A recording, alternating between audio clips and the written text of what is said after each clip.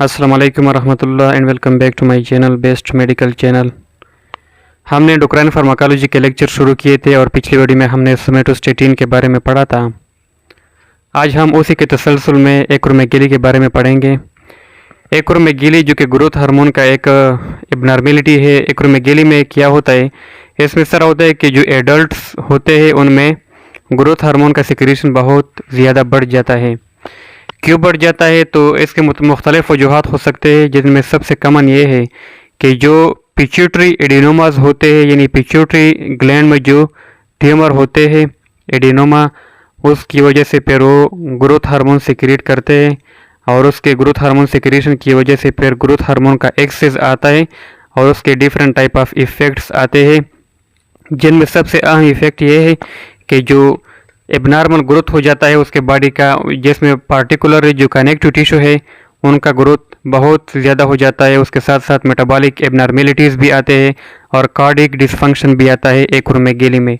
तो ये तो एक्रोमेगेली की पैथोलॉजी हो गई कि जिसमें एडल्ट्स में ग्रोथ हार्मोन की सिक्रीशन बहुत ज़्यादा होती है।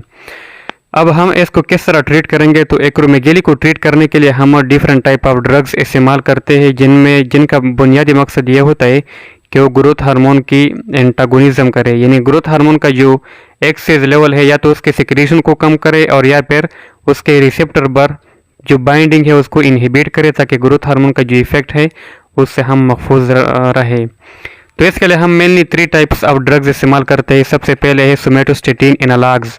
सोमेटोस्टेटिन एनालॉग्स का मतलब ये है कि जो सोमेटोस्टेटिन है जो कि ग्रोथ हार्मोन का एंटागोनिस्ट है, उसके एनालॉग्स यानी different type of structural synthetic compound somatostatin की तरह जो कि ग्रोथ हार्मोन को इनहिबिट करे।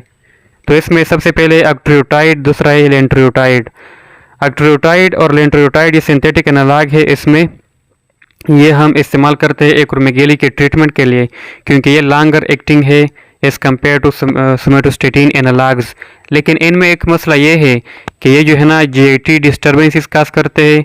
इसके अलावा गाल स्टोन, जो गाल ब्लैडर स्टोन है जिसको कोलिलिथियासिस भी बोलते हैं, वो काज करते हैं। और इसके साथ साथ कार्डिक कंडक्शन एबनॉर्मेलिटी, यानी हार्ट में जो कंडक्शन सिस्टम है उसमें एबनॉर्मेलिटी काज करता है। तो इसके साइड इफ़ेक्ट भी है।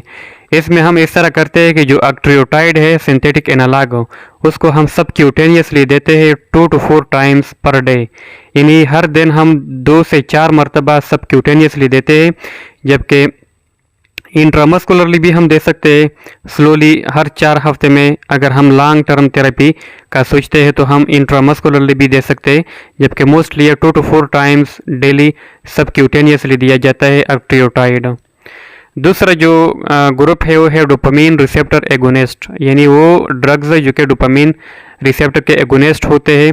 तो वो ड्रग भी हम एक्रोमेगेली के ट्रीटमेंट में इस्तेमाल कर सकते हैं। अगरचे इसमें जो 2 एग्जांपल है वो है ब्रोमोक्रिप्टिन और सेबरगोलिन।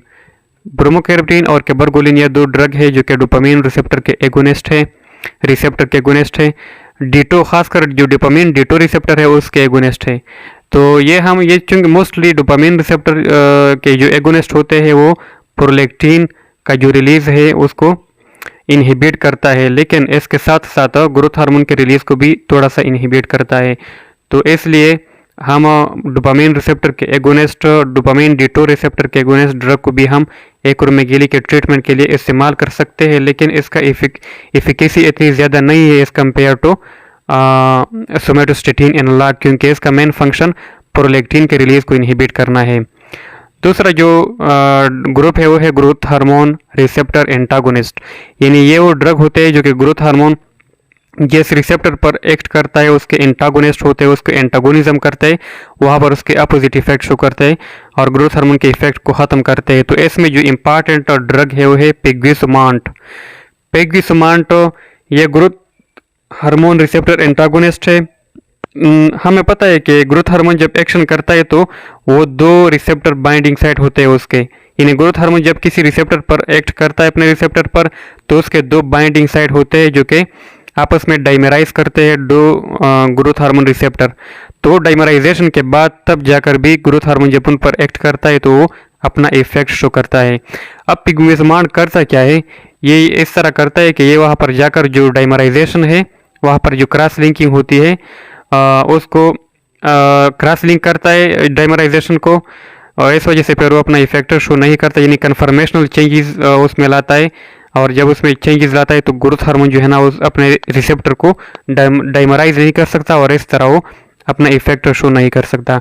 तो ये तो एक्रोमेगेली के ट्रीटमेंट के डिफरेंट ड्रग्स हो गए कि जिसमें बाज़ हम सोमेटोस्टेटिन एनालॉग्स को देते हैं ताकि ग्रोथ हार्मोन को हम इनहिबिट करें, अक्ट्रियोटाइड, लेंट्रियोटाइड, इसके अलावा डोपामिन रिसेप्टर एगोनिस्ट, ब्रोमोक्रेप्टिन, सिबरगोलिन, अगरचे इतने इफेक्टिव नहीं है लेकिन फिर भी इनका थोड़ा सा रोल है। और ग्रोथ हार्मोन रिसेप्टर एंटागोनिस्ट जो कि रिसेप्टर पर बाइंड करके उसका एंटागोनिज्म करता है, उनमें पेगविसमांटो इम्पॉर्टेंट ड्रग है।